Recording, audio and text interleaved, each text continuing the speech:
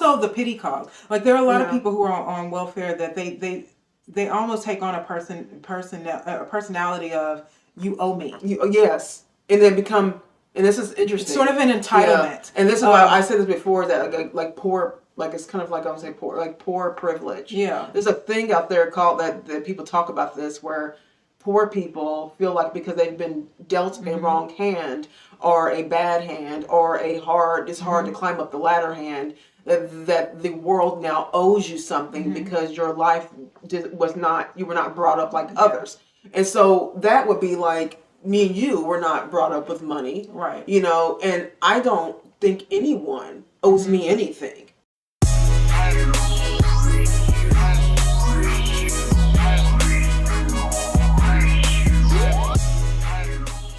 Hi everybody, welcome back to our channel. Today we're going to be discussing a comment that we got. So she says, okay, I hear what you two are saying about government controlling everything. I disagree when you said that government-run programs like welfare should be stopped. I don't think we said that. Well, we'll get into that. Okay. You might have, because I kind of believe it. Not sure if you two were brought up with money, but there are many people who need it. I bet you guys just love Candace Owens. It's an exclamation point.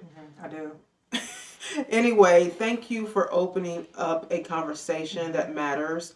She says, I wanted to start a channel too, but I'm not sure I could handle all the criticism. Laugh out loud.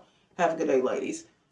Girl, look, I cut off her name when I screenshotted this, but anyways, let me tell you about having Kara and our channel, as y'all know, is a smaller channel, but man, before you get in any, I think like a YouTube channel, any kind of social media, anything, you have to have like thick skin for real. You cannot be someone who's gonna go in a fetal position every time you get a comment. I can escape it because I was watching this.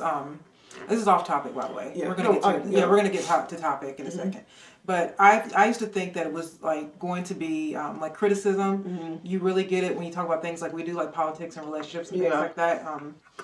But even I was looking at some tarot readers one day, and they say that they get horrible things. So I don't think any channel can escape it. I think that there are just trolls and people, and then sometimes people are legitimately. It's constructive criticism, and you have to be able to take that. Yeah, we've had constructive criticism before. That's fine. I don't care if people don't. I don't care. I don't like you being rude to me, like name calling. But you're not going to make it to the comments anyway because Facebook. And by the way, Facebook, I think they took away our dislikes. Like you Facebook, I'm sorry, YouTube. YouTube, okay. YouTube, I think so. If everybody's wondering about that, I think that they no longer do dislikes.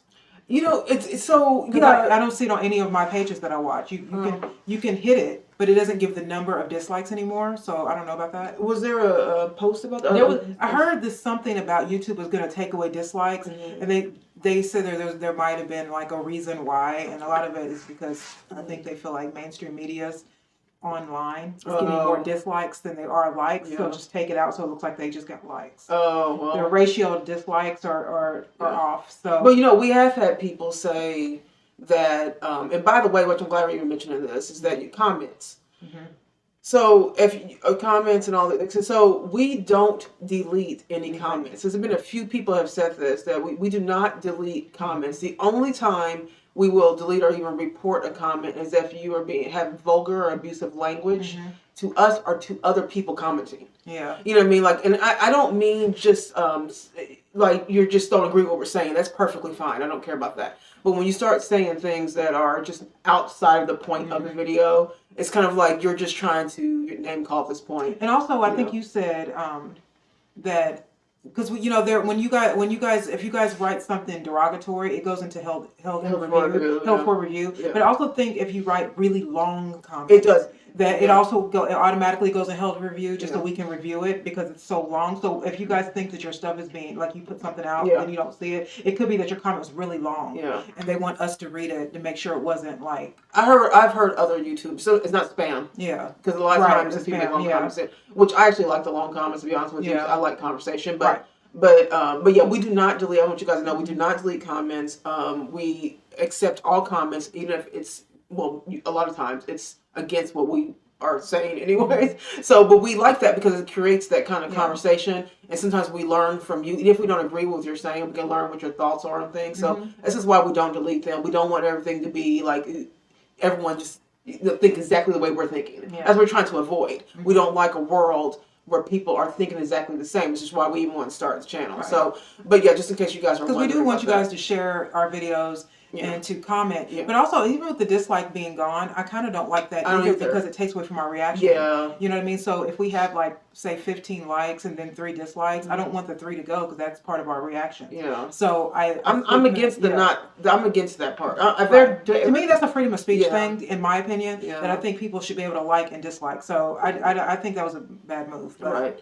But to the person who wrote us, like, if you want to start a channel, I can only imagine the people who have thousands and millions of subscribers, what kind of comments they get, and then emails. We get a fair amount of emails too for a smaller channel, so we get a fair amount of emails as well. When people have topic ideas and things. But yeah, I can tell you that we are just like, I wouldn't even say part-time, we're like part-time YouTubers. Yeah. Which is not even like part of our livelihood. We just, we're just doing this for, it's like a passion project for us.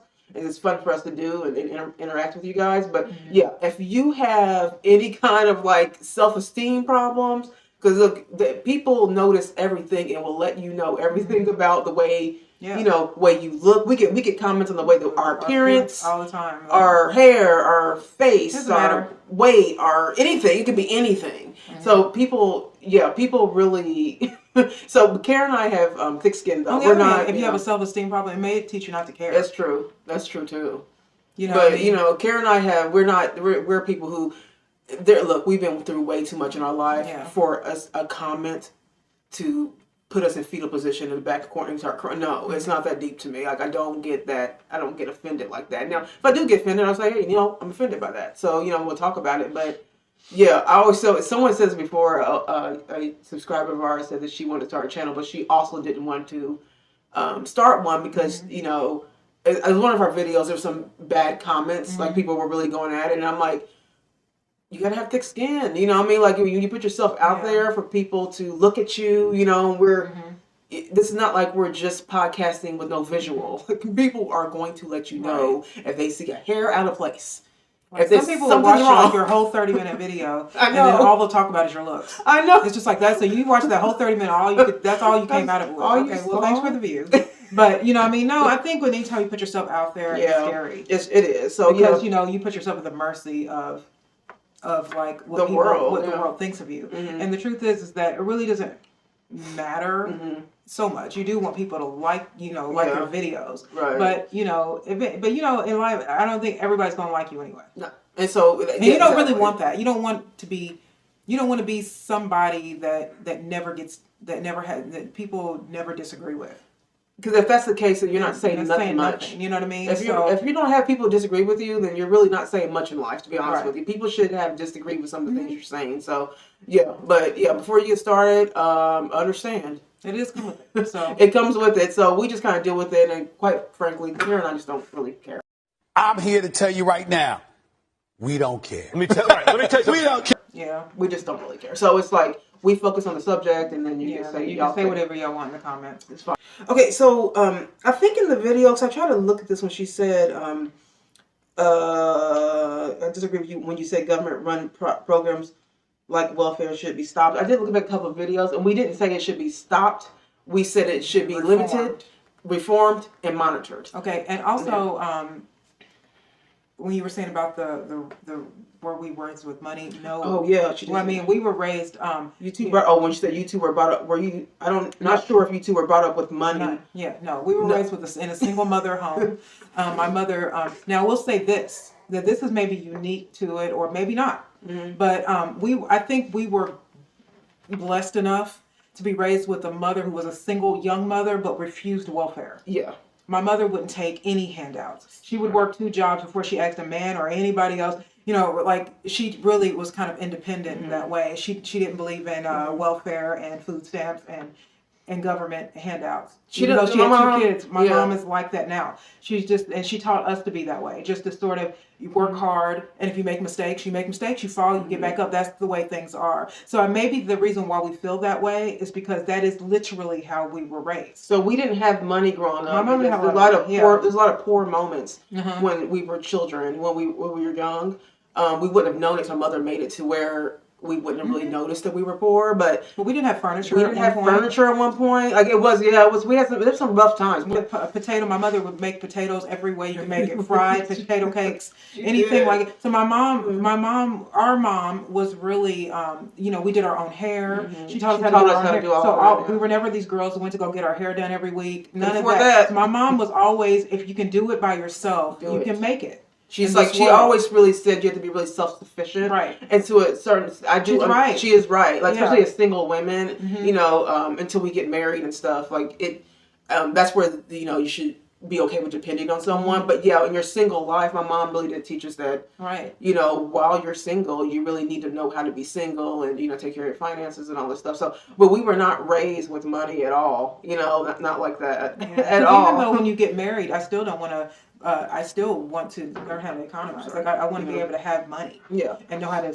I don't need to if I don't need to get my hair done every week, then why would I spend money on that? Yeah. You know what I mean? I do think that those are things you do in your single life that even when you get married, they carry on because if both you and your husband know how to do that, and I don't care how much money you make. Yeah. If you know where to spend money and not where to spend money, where to keep your money and where to invest your money. Yeah. I think that happens when you have a personal responsibility in your single life. Right. It carries on to your married life, and then also it goes on to your children. Like it went from my mother to us, our mother to us. I don't know why I keep saying my mother, like we don't have the same parents.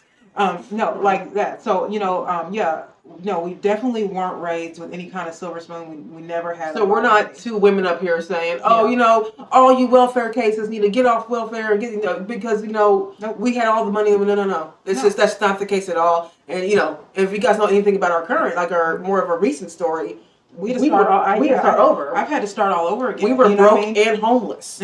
At some point. At a age where we should not be broke. So, we've been through it. And again, I think because we never did government assistance, it wasn't our first thing to go to. Like we never went to it. It was always, now we got to go to, we got to find this job. We got to pay for this. We got to make. So to me, it's the reason why I don't believe in too much government handout is not because I don't think people don't need help. No. It's because people can get on that and then they never get off of it. Which is what we're seeing. Which is what was happening. Yeah. You know what I mean? And so generational welfare. Yeah, there are people there are people who live in the projects that have had, welfare, and they've had it for generations.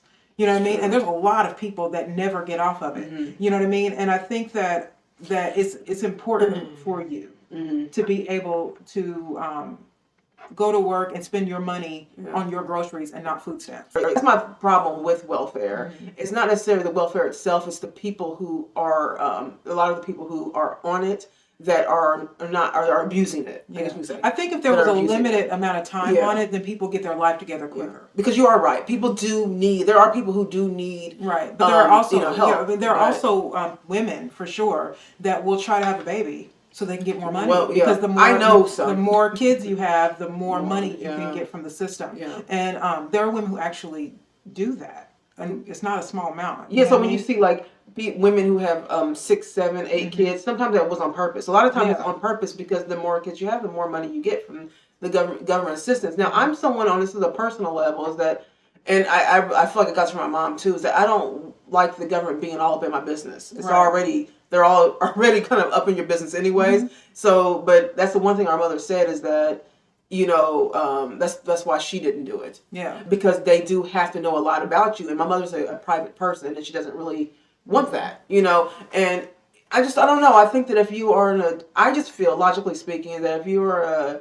a healthy adult person and you're able to work, you should. I think you should work. I think work is good for people. I do. I do think it's good for people, but if you're getting everything free and all you've ever known is free, right? If all to you it's free. So you it's free. To the rest of the world, I mean, it's not free. There's no such thing of anything free. So someone's paying for it. Yeah, and it's generally the general public is paying for it. Mm-hmm. So it's just like you have to. I do think that there needs to be a monitoring system. Yeah, because I don't think that 20 years how responsible is it of a woman to be having casual sex? And not using birth control and making children, knowing that you don't nothing you have in your life you pay for on your own. Right. It all comes from the system. Right. You know what I mean? And I think there should be a monitoring of that. You should not be able to just spit out kids and everybody's supposed to pay for them for you. You're just not supposed to do that. And I don't like big government. I think what it is that I don't like big government. I mean, Thomas Sowell, he's a economist. He's a black economist. He's also he's a Republican. And you don't know too much about him because he's black and he's a Republican. But he went to Harvard and then he was a professor at Cornell, which are major colleges. But he used to talk about people giving money to the homeless. And he said, it drives me nuts when I see people give money to homeless people, men who are working age. Grown men who are working age and able-bodied, sitting there begging people for money. We can get up and get a job. If everybody would stop giving them money, the only thing you could do is you have to work. And then people would say to him, "But what if you're not? What if you want to give them food?" He said, "No, most of those people are going to buy drugs and alcohol. Yeah, you're just helping them with their habits when you do that." And he's just like, it does drive me crazy when you do that. He says, so the same thing with welfare. If there was no welfare, just say hypothetically, there was no welfare, everyone would have to go to work. There would be no choice, otherwise you'd be one of those freeloading individuals out there in the world, just freeload off your family and your friends, just hopping from couch to couch. You'd be that person. And also the pity cause. Like there are a lot of people who are on welfare that they almost take on a personality of you owe me. Yes, and then become. And this is interesting. Sort of an entitlement. And this is why I said this before, that like poor, like it's kind of like I would say poor, like poor privilege. Yeah. There's a thing out there called that people talk about this, where poor people feel like because they've been dealt a wrong hand or a bad hand or it's hard to climb up the ladder hand, that the world now owes you something because your life you were not brought up like others. And so that would be like, me and you were not brought up with money, right? And I don't think anyone owes me anything. You know what I mean? I don't feel like anyone owes me anything. I feel like it's my personal responsibility as an adult, able-bodied person to go and make my money. And also, I think that also gives yourself some pride and esteem when you can get yourself out of your own mess. Yeah, you know what I mean, and not have to always. I'm not saying you can never ask for help. You don't get to anywhere without the help of others. Yeah. But there is a certain a personal responsibility that you do have to be that you have to be aware of in order to feel good about yourself, in order to do more for yourself. That is, to me, that is the that makes you stand up straight. Yeah, you know what I mean. I agree. I think that the people who work hard and go through the struggle tend to complain less. I find that people who always need are the ones that complain the most about everything. Yeah. You know what I mean? And it's like, because there's some part of you that don't feel good about yourself, that you think that other people owe you. Well, then they need someone to blame. So that's another thing, is that the people that think like this need someone to blame. Now, there are people who are like on welfare that used it for what it was for, and they got off of it. Now, I know literally like a handful of people have done that. Right. Everyone else I know that's on welfare is the other people that we're speaking about. The ones that have, it's like generational, it's all they know. Right. And that's just how it is, And so, but the people who have used welfare and, in a year or so, or whatever, like about a year, and they realize they need to work, get going. The wheels will start moving. As soon as the wheels start moving financially for them, they're done. Yeah. They're done. So they don't need 3, 4, 10 years on welfare. They're just done. Those people, I can respect that. But it's still at the same time, I do think, like Kara was saying, like that there's people who just need help. And sometimes you don't have a family member to go to. You don't have a friend that can help you out. You don't have, money-wise. I'm talking about financial only. Right. That's why these government controlled programs, even, they did not why they started, but they're for people that can use it correctly. But what I think the government really is wanting is for you to be Control you. They want you to be a slave to it. And then so the majority of people are slaves to it. So it worked out. The government's how government wants it to be. And so the people who are slaves to it don't even realize that they are. They think they're getting over. You know what I'm saying? Yeah. And they've been conditioned though to be a welfare case. And now they don't have food stamps. I was watching. If I can find it, I'll give. I'll show it. But there was this. This somehow someone got a receipt, and I guess on like the EBT cards. Or I guess now that you get a little credit card for food stamps, and not the stamp. It's not the actual money. It looks like a little debit card now, and you can see the balance of the what's on the card on the receipt, and this person had thousands of dollars. And so, look, if I can find that, I'll show you. I thought it was really interesting. I didn't know that was even possible. Right. That you can make that kind of, money, you know what I mean? But this is the public should be paying for that. No. This is somebody who is racking up money on creating the system. A savings. And there are a lot of people who know how to do that. They know how to get over like this. And there's a lot of people who do that. But I do have a problem when people just sort of like, have you seen people who they actually just brag almost about what they don't have to pay for and what they have to do? It's very sad. No, you don't pay for it, but somebody else is. Yeah. I don't like always taking the short route on things. I prefer to take the long way sometimes. I know that sounds crazy when you get something faster but I always feel like there's something to trying to cut corners all the time. Now, there are things that happen where maybe you could cut a corner and it worked out well, but people who always are trying to get over, I just don't think that's your quality of life when you do that is really diminishing every single time, because all you're doing is trying to get over. Yeah. All the time, and you're never doing anything that you can say, I fixed this for myself. You can never, you can't do that. So there's things in my life that I still need to change and things I need to, work through. But what I can say for myself is that I have been able to get myself out of a really dark situation, only because I didn't feel like I needed to cut corners, and I'm owed, I'm entitled. Oh my God, this happened to me. So now, the world owes me now because, that's just not my vibe at all. Even when I lost everything, the thing that made me feel the most proud was the fact that I was able to get my credit cards out. With my job, my credit cards out, I was able to make a savings, and I was able to not, you know what I mean? Like I was able to get myself back on my own, and that gives you a certain sort of drive. Yeah. You know what I mean? I didn't have to lean on a lot of people to sort of, do that. I worked for. It's hard. Yeah, it's hard to do. But it is something that if you can do it. Now, another thing is even with Black Lives Matter. So another reason why is because I think that they talk about police brutality all the time, which is not as big a problem in the Black community. Yeah. Another thing I wish Black Lives Matter would talk about is more of father absence and single mothers, because a lot of the reason why so many Black women are on welfare is because they have kids and no father sitting there. You know what I mean? And of course, if you're one person and now you got to take care of 3-4 children, you need a man. You know what I mean? Right. And if their father isn't there, then stop having sex. Yeah. Stop having sex with these men, and we need to start talking about that more, because that is an expensive habit if you have a child. Yeah.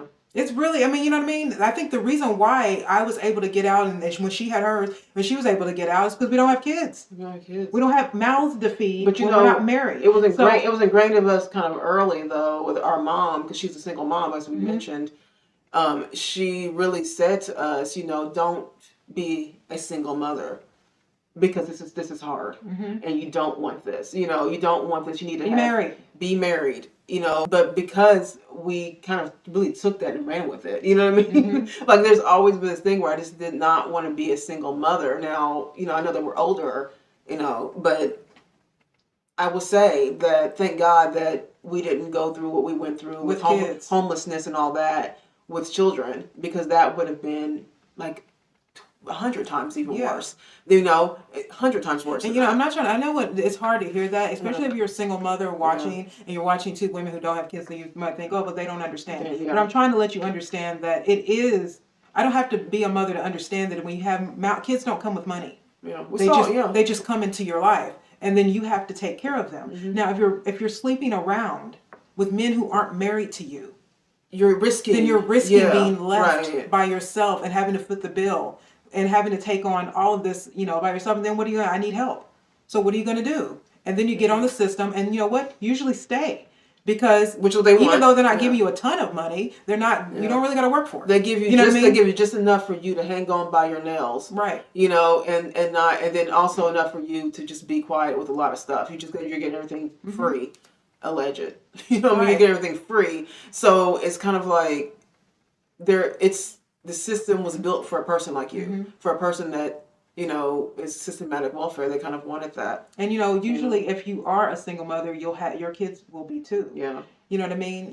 It's a generational thing. Generational thing. Right. You know what I mean? If you are a woman that has, if you're a woman has children, daughters, but we can go to father, boys too. Generally, you're going to have kids that are going to see you as the sole parent and think, and because they always say, I mean, when you're a single mother, your child is much likely to go to jail. Yeah. Your child is much likely to hang on the streets. Your child is much likely to become a single parent. Your child is much likely, to drop out of school. Yeah, get on Those drugs, statistics are higher because there is no help in your home.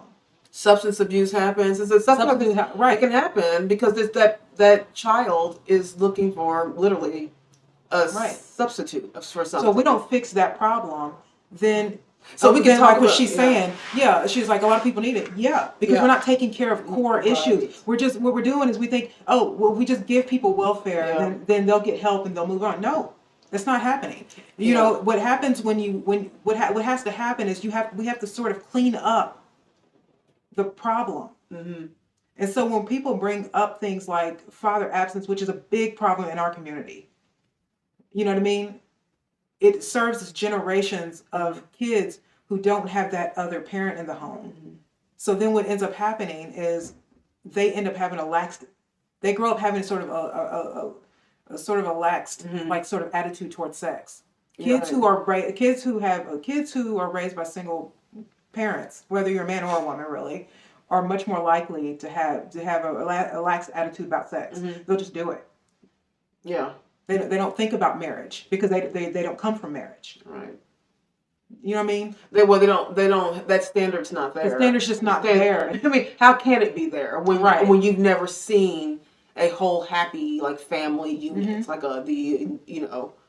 if you haven't seen that, then you're going to try to find that. But it's because mainstream media is pushing police brutality. They want to keep your mind on the police brutality stuff. Now, understand, police people, understand that I am not saying to ignore police conduct and behavior. That's not what I'm saying here. What I'm saying is that look at what's happening, is that they're wanting you to focus on that as a Black community. What we really should be focusing on are the things that can fix us all together, which is going to be us stop killing each other and us get families back together, us making sure that we're not single parents.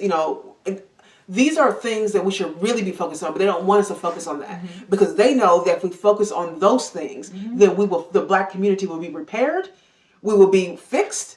I'm sure we still have a percentage that won't be fixed, and that's just life. But I'm just saying, in general, they don't want the Black people to come together like that. They want us to do exactly what we're doing right now. It's not talking about the core issues in the community. And when we talk about stuff, in the community, I find that it rings like black people will be like, that they want to have the conversation. They're tired of talking about police brutality all the time.